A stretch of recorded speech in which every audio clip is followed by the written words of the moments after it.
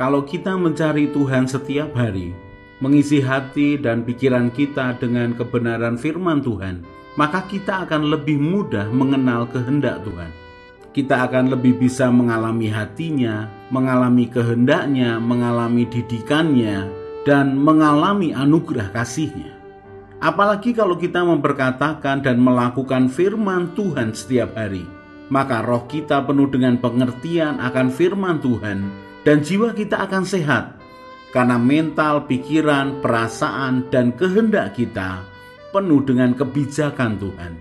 Mari kita merenungkan dan melakukan firman Tuhan setiap hari, supaya hidup kita sejalan dengan kehendak Tuhan, dan hidup kita memuliakan nama Tuhan.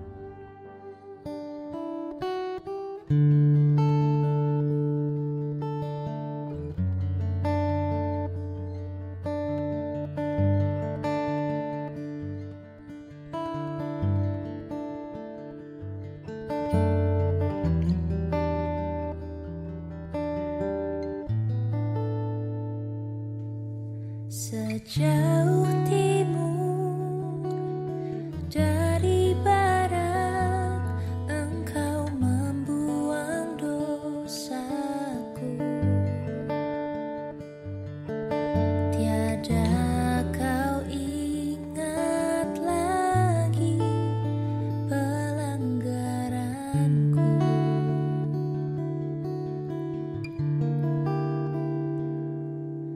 Jauh ke dalam tubir laut, Kau melemparkan dosaku.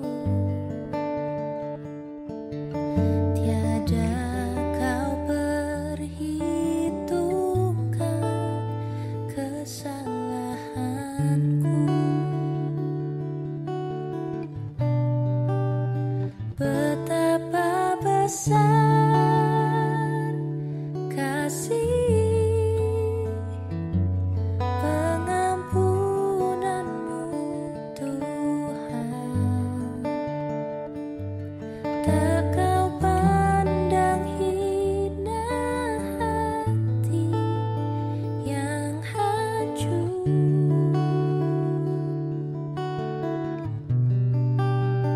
Ku berterima kasih kepadamu, ya Tuhan. Pengampunan yang Kau beri, pulihkanku.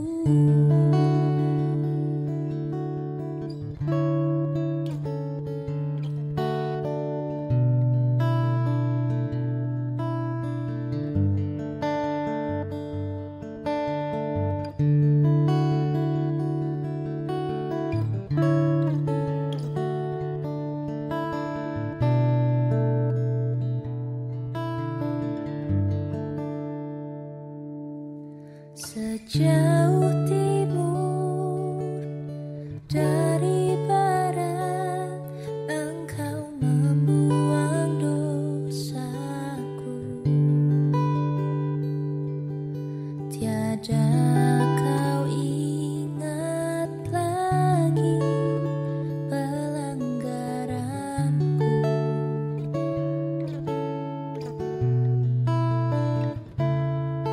Jauh ke dalam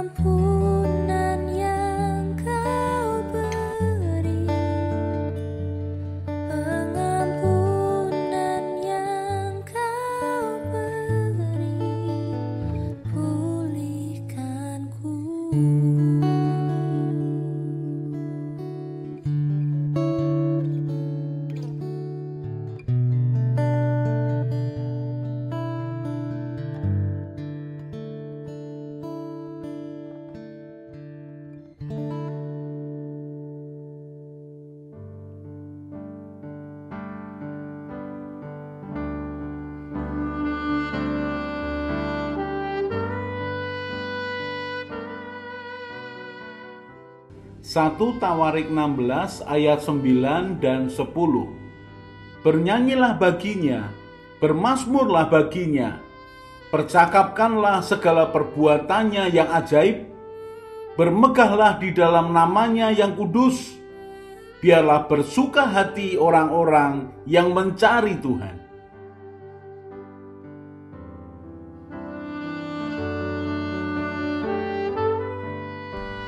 Mempelajari dan memperhatikan apa yang Tuhan Yesus lakukan selama Dia hidup di muka bumi ini sungguh sesuatu yang menarik.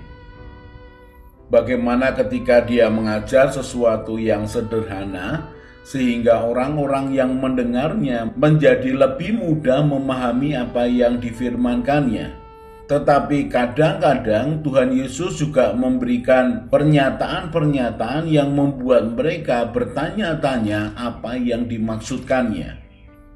Tuhan Yesus juga menyembuhkan orang sepertinya dengan begitu saja tanpa ada persyaratan tertentu. Tetapi Dia juga memberikan dalam tanda petik persyaratan tertentu untuk orang tetap mengalami kesembuhan kalau dia tidak melakukan dosa lagi. Dan ada pula beberapa orang yang harus melakukan sedikit upaya supaya dia mendapatkan akan kesembuhannya. Dan kali ini kita akan belajar sesuatu yang berbeda. Kita akan belajar bagaimana Tuhan Yesus memiliki keteguhan hati untuk menunjukkan bahwa Dia berkuasa atas orang-orang yang sakit, juga atas orang-orang yang sudah mati.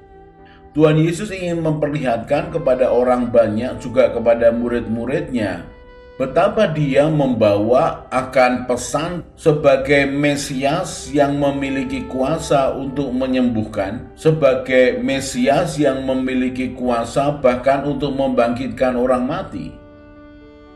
Dan yang menarik adalah di dalam kisah ini kita akan memperhatikan orang yang mempunyai keteguhan hati yang sama untuk mendapatkan kesembuhan dari Tuhan Yesus. Markus pasal yang kelima mulai ayat yang ke-21. Sesudah Yesus menyeberang lagi dengan perahu, orang banyak berbondong-bondong datang lalu mengerumuni Dia, sedang Ia berada di tepi danau. Datanglah seorang kepala rumah ibadat yang bernama Yairus. Ketika ia melihat Yesus, tersungkurlah ia di depan kakinya dan memohon dengan sangat kepadanya, "Anakku perempuan sedang sakit hampir mati.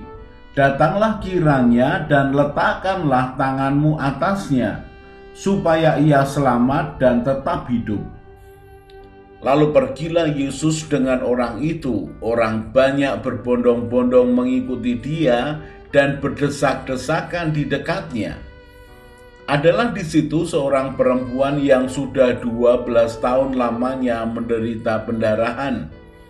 Ia telah berulang-ulang diobati oleh berbagai tabib, sehingga telah dihabiskannya semua yang ada padanya. Namun sama sekali tidak ada faedahnya, malah sebaliknya keadaannya makin memburuk. Dia sudah mendengar berita-berita tentang Yesus. Maka di tengah-tengah orang banyak itu ia mendekati Yesus dari belakang dan menjamah jubahnya. Sebab katanya, "Asal ku jamah saja jubahnya, aku akan sembuh." Seketika itu juga berhentilah pendarahannya dan ia merasa bahwa badannya sudah sembuh dari penyakitnya. Pada ketika itu juga Yesus mengetahui bahwa ada tenaga yang keluar dari dirinya. Lalu ia berpaling di tengah orang banyak dan bertanya, "Siapa yang menjamah jubahku?" Murid-muridnya menjawab, "Engkau melihat bagaimana orang-orang ini berdesak-desakan dekatmu, dan engkau bertanya siapa yang menjamah aku?" Lalu ia memandang sekelilingnya untuk melihat siapa yang telah melakukan hal itu. Perempuan itu yang menjadi takut dan gemetar ketika mengetahui apa yang telah terjadi atas dirinya, tampil dan tersungkur di depan Yesus dan dengan tulus memberitahukan segala sesuatu kepadanya. Maka katanya kepada perempuan itu, "Hai anakku, imanmu telah menyelamatkan engkau. Pergilah dengan selamat dan sembuhlah dari penyakitmu." Sungguh kisah yang sangat menakjubkan.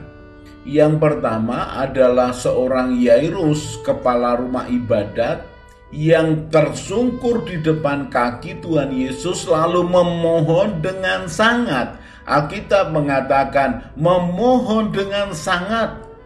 Dia katakan, "Anakku perempuan sedang sakit, hampir mati. Datanglah kiranya dan letakkan tanganmu atasnya supaya ia selamat dan tetap hidup."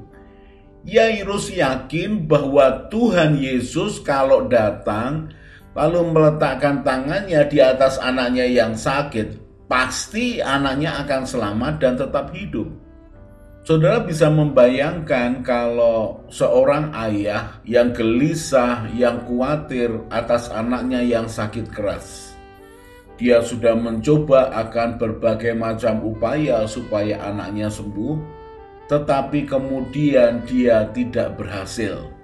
Dan ketika dia mendengar Yesus orang Nazaret, sang penyembuh itu lewat di suatu tempat, maka dia pergi untuk menemui Tuhan Yesus.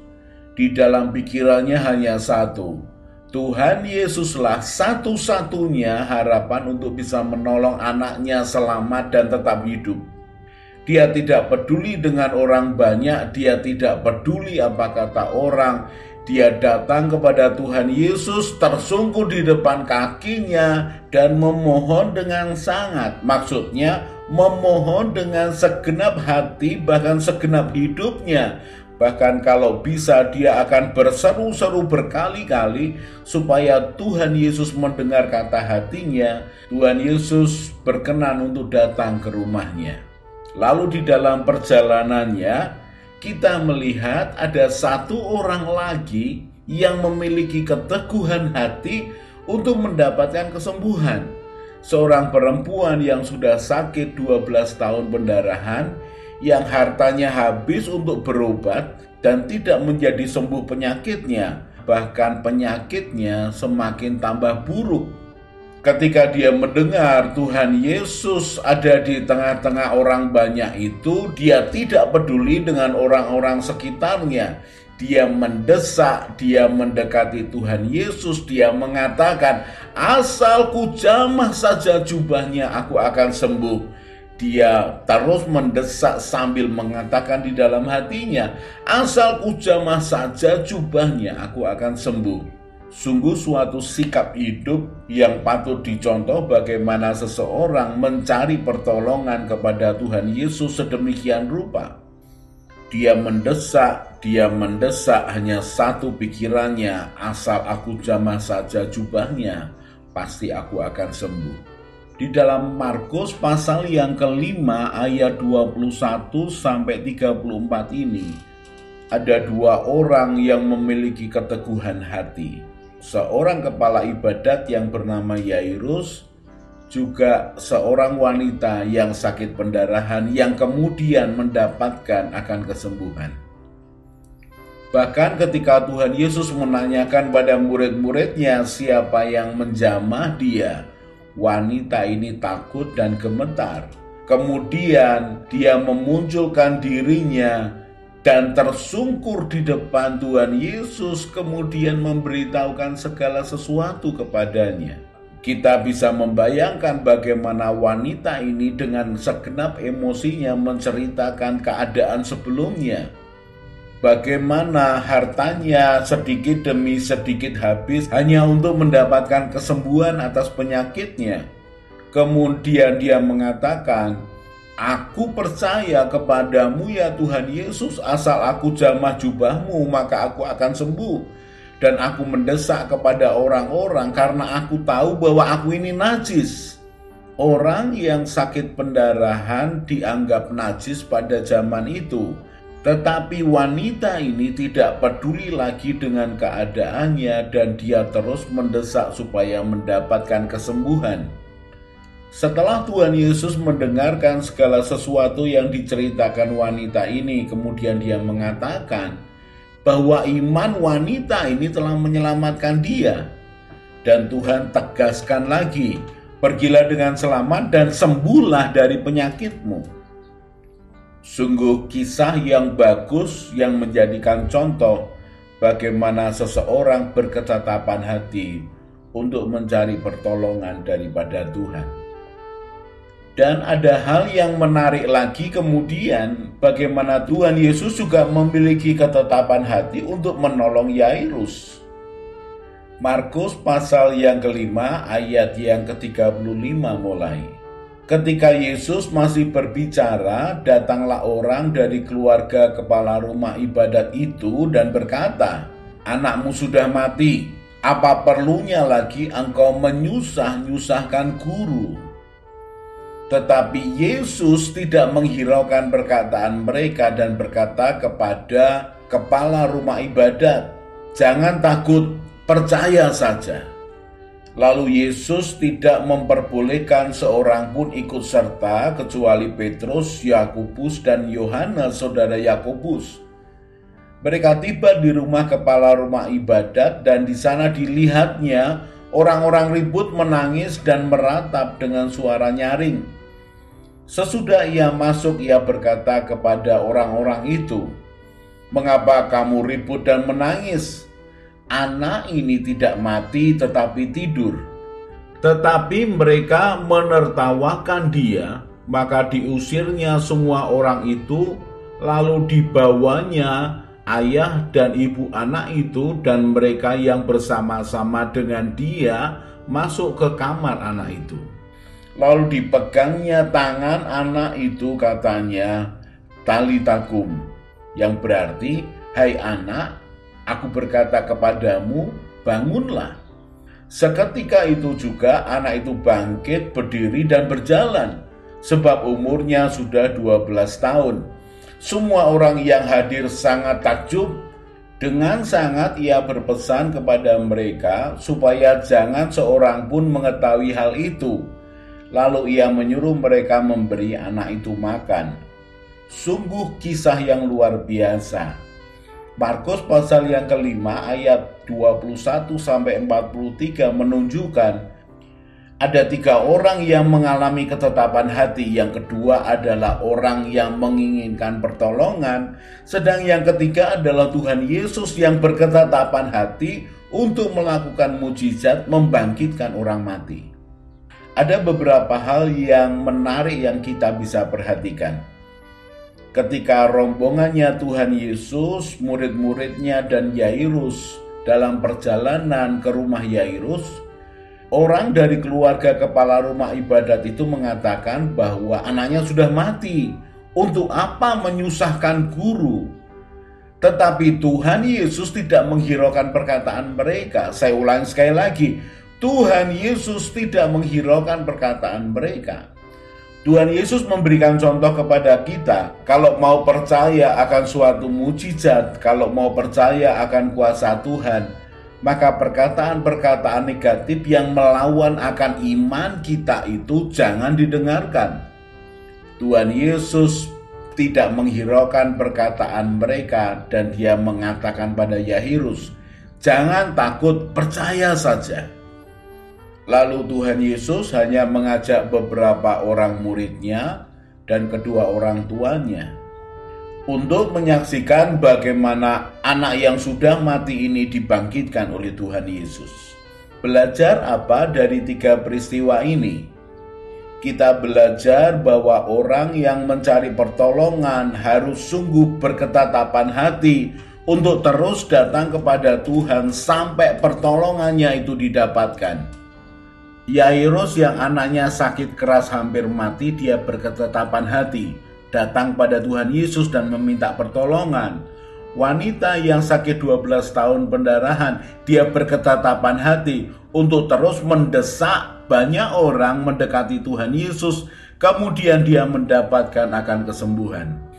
Dan yang lebih hebat lagi adalah ketika Tuhan berketetapan hati untuk menolong akan seseorang, maka dia akan tetap melakukan dan dia akan mengatakan pada orang yang beriman kepadanya, jangan takut, percaya saja, sampai kemudian pertolongannya itu turun. Mari berketetapan hati untuk mencari Tuhan. Mari berketetapan hati untuk mendapatkan mujizat yang dari Tuhan. Mari berketetapan hati untuk mengikuti jalan Tuhan. Mari berketetapan hati untuk setia terus kepada Tuhan sampai kepada akhir hidup kita.